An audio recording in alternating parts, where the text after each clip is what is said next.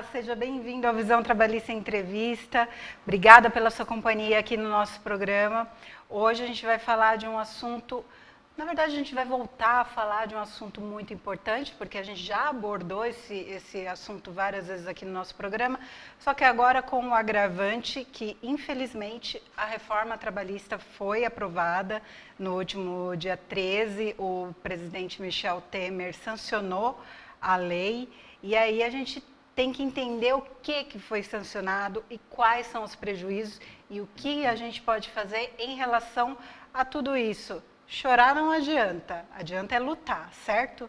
Então, para nos ajudar nessa análise, para nos explicar quais são as repercussões sobre os direitos de nós, trabalhadores e trabalhadoras, a gente conta hoje com a presença do juiz da Terceira Vara do Trabalho de Jundiaí, o Dr. Jorge Luiz Souto Maior, a quem a gente agradece muito a presença. Dr. Jorge participou das audiências públicas em Brasília, que pretendeu discutir todos os itens da reforma, mas é até uma questão que a gente vai colocar aqui para o Dr. Jorge, se em relação à etapa da discussão, ela foi cumprida a contento.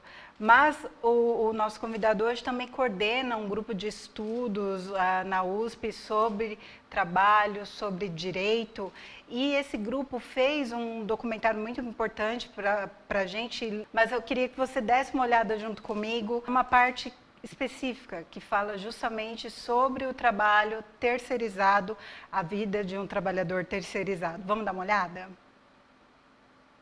Como se pode verificar aqui, ele trabalhou em diversos lugares diferentes a cada dia, cumprindo um horário das 18 às 6 horas. Né? Verifica que são vários os lugares, né? E trabalhando 4 dias seguidos nesse horário das 18 horas às 6 e às vezes até mais que 6 horas da manhã. Depois ele é transferido para um outro horário, para 6 às 18, mas também trabalha até às 22 ou 19, até mais do que 18, também em diversos lugares diferentes, durante 4 dias e às vezes 5 dias. Nesse aqui trabalhou 11 dias e teve um dia de folga nesses 11 dias trabalhando nesse horário, e depois já começa a alterar de novo para 18 às 6 da manhã. Depois volta para 6 às 18 e, como se vê, até mais do que 18, né? Bem mais que 12 horas por dia, em diversos lugares diferentes. Para a gente começar o nosso papo, doutor Souto, é um trabalhador terceirizado que chegou ao senhor, à vara, um processo que mostrava o quanto esse trabalhador estava trabalhando, uma jornada excessiva. Eu queria saber se um quadro como esse que a gente acabou de ver, ele pode se tornar ainda mais recorrente e pode se generalizar com essa lei da terceirização e com a reforma trabalhista. Então, muito obrigado a oportunidade de estar aqui para conversar com você e com seus telespectadores, né, com todos os trabalhadores e trabalhadoras, sobre esse tema complexo, que é o tema que não é mais a reforma trabalhista, né, como você bem disse, agora já a lei, né, 13.467, já aprovada, já sancionada, e que exige, então, uma análise, seja do ponto de vista do que acontece agora, mas é sempre bom tentar entender também como chegamos até aqui, né? Ou seja, como esta lei foi, como essa reforma passou, como foi aprovada, e em que medida a classe trabalhadora, digamos, não que permitiu, mas que não percebeu todo este processo de desmonte de direitos que já vinha, de fato, ocorrendo, como a gente percebe aí nesse vídeo, a situação dos trabalhadores terceirizados, né, que sai de um número de 4 milhões no final da década, início da década de 90, para 12 milhões de trabalhadores terceirizados, agora mais recentemente, né, é uma situação que já estava, digamos, acontecendo, se alastrando e com jornadas de trabalho neste nível, né? Assim, nós começamos a aceitar uma jornada de trabalho de 10 horas, depois se aceitou uma jornada de trabalho de 12 horas, na perspectiva do 12 por 36, e ali depois, como se viu no vídeo, já não era 12 por 36, eram 4 dias trabalhando 12 horas, até 5 dias trabalhando 12 horas por uma compensação nenhuma, né? Por compensação alguma, ou seja, a gente já tinha uma grande gama de trabalhadores terceirizados, submetidos a essas condições, e de trabalhadores sem registro, ou seja, a supressão de direitos na realidade brasileira já era bastante intensa e não estava havendo uma resistência quanto a isso, e sem essa resistência, é claro que o espaço foi se abrindo para uma precarização ainda maior, e esta reforma representa isso, na verdade, uma tentativa de legalizar, de tornar legal, né, aquilo que já representava uma exploração exacerbada do trabalho. Então agora você tem uma reforma que muito se tenta dizer assim, não, isso agora é permitido por lei. Por exemplo, a redução do intervalo de 1 hora para 30 minutos.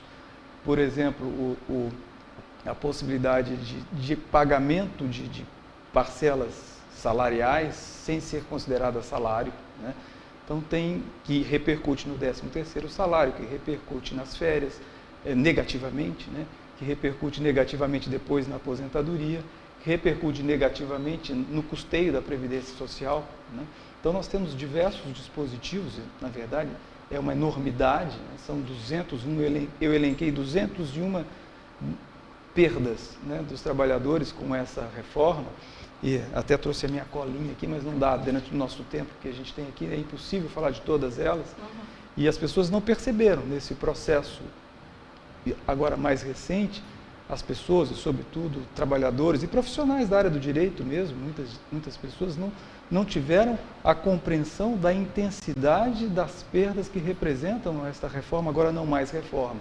E sem essa percepção, não se mobilizaram devidamente contrária a ela, né? Acreditando que a derrota ou a perda não seria tão grande, né? Então, quer dizer, a tendência é que uma situação que era precária, que era de um grupo, mas não pequeno, longe de minimizar, agora ela pode se alastrar. Ela tem que se alastrar. Por exemplo, quando se fala da terceirização, a reforma legitima a terceirização da atividade fim. Então, se havia um limite para a terceirização na atividade meio, e aí é bem importante compreender que esse limite já era complexo para os trabalhadores, não houve uma resistência quanto a isso da forma devida, agora o problema só aumenta, né? O problema já existia, só que o problema aumenta. A terceirização pode se estender para diversas outras, para todos os outros trabalhadores, na verdade, né? E as condições de trabalho intermediadas, elas tendem a ser piores do ponto de vista do controle, do ponto de vista dos direitos, do ponto de vista da efetividade dos direitos e mais ainda do ponto de vista do trabalhador que sente que o seu direito não foi respeitado, de procurar na justiça esse direito. Quer dizer, tem um processo mais complicado, são mais reclamadas no polo passivo, né?